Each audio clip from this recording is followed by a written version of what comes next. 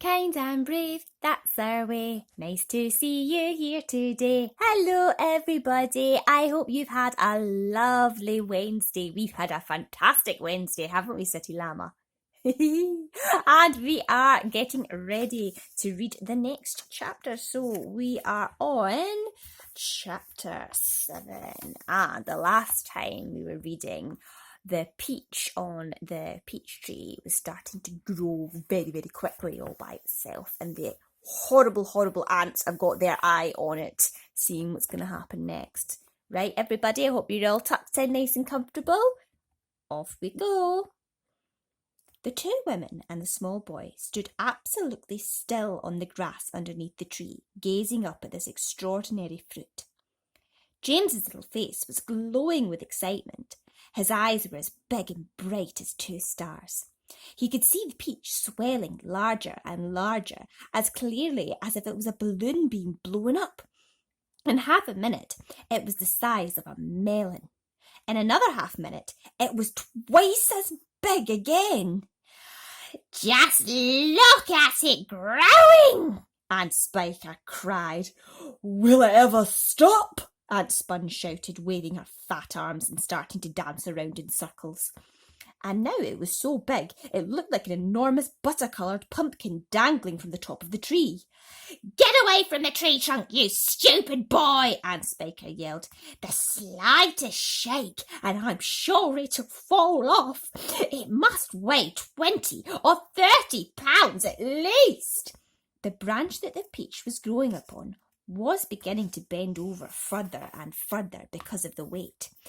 "Stand back!" Aunt Sponge shouted. "It's coming down! The branch is going to break!"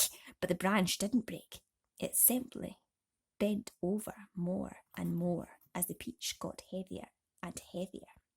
And still it went on growing.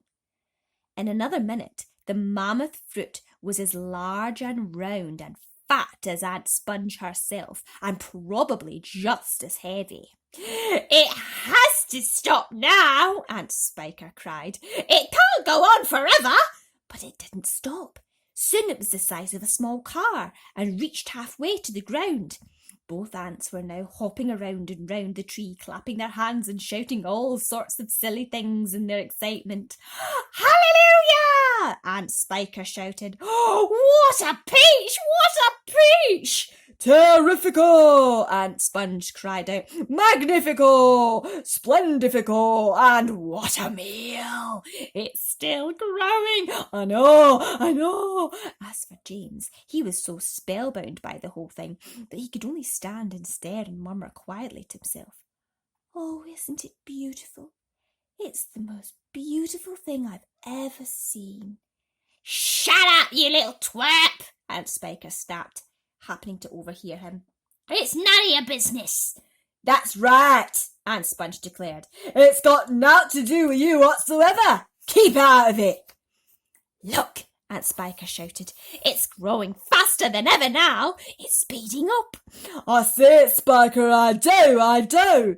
Bigger and bigger grew the peach, bigger and bigger and bigger. Then at last, when it had become nearly as tall as the tree that it was growing on, as tall and wide, in fact, as a small house, the bottom part of it gently touched the ground, and there it rested. "It can't fall off now," Aunt Sponge shouted. "It's stopped growing!" Aunt Spiker cried. "No, it hasn't." "Yes, it has. It's slowing down, Spiker. It's slowing down, but it hasn't stopped yet. You watch it." There was a pause. "It has now." "I believe you're right." "Do you think it's safe to touch it?" "I don't know. We'd better be careful." Aunt Sponge and Aunt Spiker began walking slowly round the peach, inspecting it very cautiously from all sides. They were like a couple of hunters who had just shot an elephant and were not quite sure whether it was dead or alive. And the massive round fruit towered over them so high that they looked like midgets from another world beside it. The skin of the peach was very beautiful, a rich buttery yellow with patches of brilliant pink and red. Aunt Sponge advanced cautiously and touched it with the tip of one finger. "It's ripe," she cried. "It's just Perfect. Look here, Spiker. Why don't we go and get a shovel right away and dig out a great big chunk of it for you and me to eat? No, Aunt Spiker said. Not yet. Well, why ever not? Because I say so. But I can't wait to eat some, Aunt Sponge cried out. She was watering at the mouth now, and a thin trickle of spit was running down one side of her chin. My dear Sponge, Aunt Spiker said slowly, winking at her sister and smiling a sly, thin-lipped smile. There's a pile of money to be made out of this if only we can handle it right. You wait and see. Chapter 8. The news that a peach almost as big as a house had suddenly appeared in someone's garden spread like wildfire across the countryside, and the next day a stream of people came scrambling up the steep hill to gaze upon this marvel. Quickly, Aunt Sponge and Aunt Spiker called in carpenters and had them build a strong fence around the peach to save it from the crowd. And at the same time, these two crafty women stationed themselves at the front gate with a large bunch of tickets and started charging everyone for coming in. Roll up, Aunt Spiker yelled. Only 1 shilling to see the giant peach. Half price for children under 6 weeks old, Aunt Sponge shouted. One at a time, please. Don't push. You're all going to get in. Hey, you, come back here. You haven't paid. By lunchtime, the whole place was a seething mass of men, women and children, all pushing and shoving to get a glimpse of this miraculous fruit.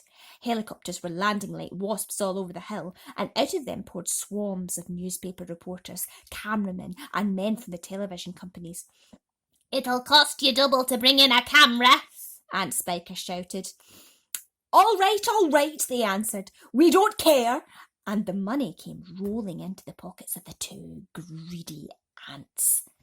But while all this excitement was going on, outside poor James was forced to stay locked in his bedroom, peeping through the bars of his window at the crowds below. The disgusting little brute will only get in everyone's way if we let him wander about, Aunt Spiker had said early in the morning. Oh, please, he had begged. I haven't met any other children for years and years, and there are going to be lots of them down there for me to play with, and perhaps I could help you with the tickets. Shut up, Aunt Sponge had snapped. Your Aunt Spiker and I are about to become millionaires, and the last thing we want is the likes of you messing things up and getting into it. Later, when the evening of the first day came and people had all gone home, the aunts unlocked James's door and ordered him to go outside and pick up all the banana skins and orange peel and bits of paper that the crowd had left behind. Could I please have something to eat first? He asked. I haven't had a thing all day. No, they shouted, kicking him out the door. We're too busy to make food. We are counting our money. But it's dark, cried James. Get out, they yelled, and stay out until you've cleaned up all this mess. He slammed the door. The key turned in the lock. Chapter 9. Hungry and trembling, James stood alone out in the open, wondering what to do. The night was all around him, and high overhead a wild white moon was riding in the sky. There was not a sound, not a movement anywhere. Most people, and especially small children, are often quite scared of being out of doors alone in the moonlight. Everything is so deadly quiet, and the shadows are so long and black, and they keep turning into strange shapes that seem to move as you look at them, and the slightest little snap of a twig makes you jump. James felt exactly like that now. He stared ahead with large, frightened eyes, hardly daring to breathe. Not far away, in the middle of the garden, he could see the giant peach towering over everything else. Surely it was even bigger tonight than ever before. And what a dazzling sight it was! The moonlight was shining and glinting on its great curving sides, turning them to crystal and silver. It looked like a tremendous silver ball lying there in the grass, silent, mysterious, and wonderful. And then, all at once, little shivers of excitement started running over the skin on James's back. Something else, he told himself. Something stranger than ever this time. is about to happen to me again soon. He was sure of it. He could feel it coming. He looked around, wondering what on earth it was going to be. The garden lay soft and silver in the moonlight. The grass was wet with dew, and a million dewdrops were sparkling and twinkling like diamonds around his feet. And now suddenly the whole place, the whole garden seemed to be alive with magic.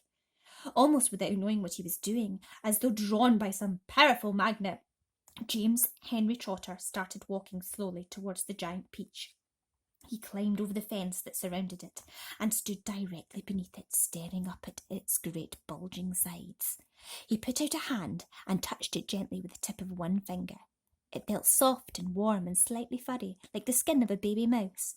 He moved a step closer and rubbed his cheek lightly against the soft skin, and then, suddenly, while he was doing this, he happened to notice that right beside him and below him, close to the ground, there was a hole in the side of the peach. Oh, so we've got a big giant peach and we've got a mystery tunnel in the peach. Oh, I wonder if he's going to go inside it. What do you think, City Llama? Not too sure.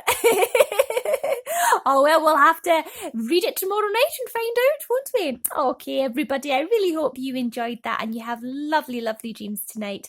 Until next time, kind and brave, that's our way. See you all another day. Good night, everybody.